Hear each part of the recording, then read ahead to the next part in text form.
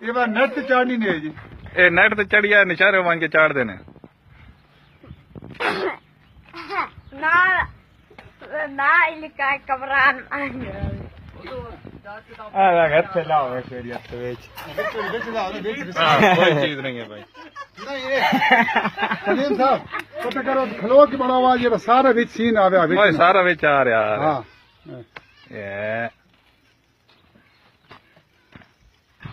گٹ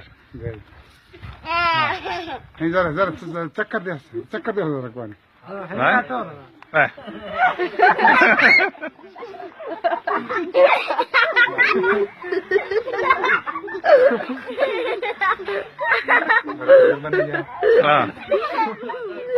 بس ہوں ایک ایک کٹ لا ون ایک ایک لا پہلے ایک ویڈیو چلنی رہے گی